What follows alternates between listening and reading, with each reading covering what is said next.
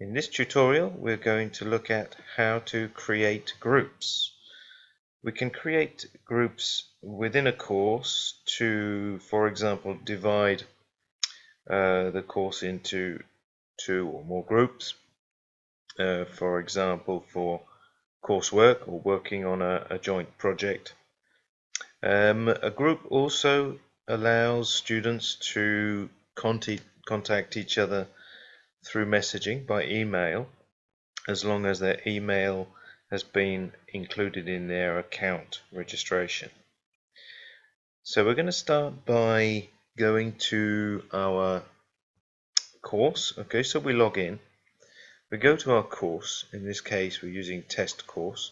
From your dashboard, of course, it may already be indicated, but you would go to Site Home, choose Courses, and then of course choose the course in which you want to create your groups.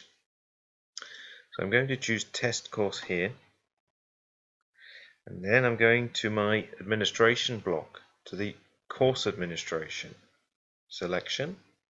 I go to Users, click on Users, and here I'm going to select Groups. Okay. In a previous tutorial, we looked at creating or enrolling students on a course, enrolling users, and we created a group, a test course.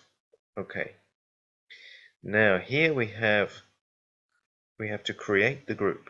So within that course which we've selected, we click Create Group on this page, and we're going to give it a name. Going to give the group a name. In this case, I'm just going to call it Test Group,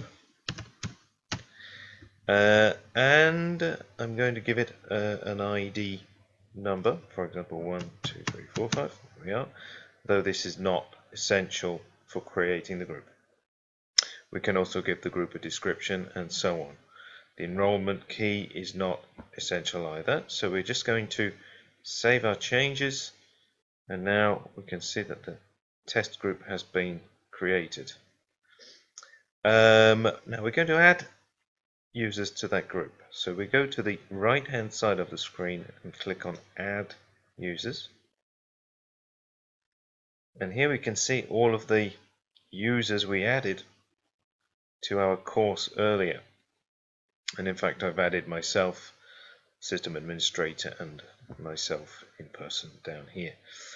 Now we're going to add all these users. We just have to select and drag down the selection over all the names in our list, and in the middle we click Add. And now we can see all of these users have been added with their relative status as group members. Of course, we can do the reverse operation. We can remove individual users from that list, or we can select the whole list and click on Remove, like so. Or we can just choose one and remove. Okay, so we're going to keep those users and go back to our groups. Now we can see that the members of test group are included on the list. Now that this group exists for this particular course, if we want, and from anywhere within the site, even from the home page, the dashboard, it doesn't really matter, we can go into our login box and select messages, like so.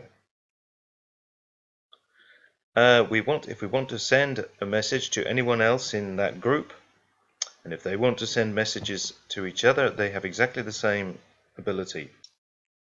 We have to select the course in the message navigation drop-down menu, in this case CTC1, which is the test course we created, and we select CTC1.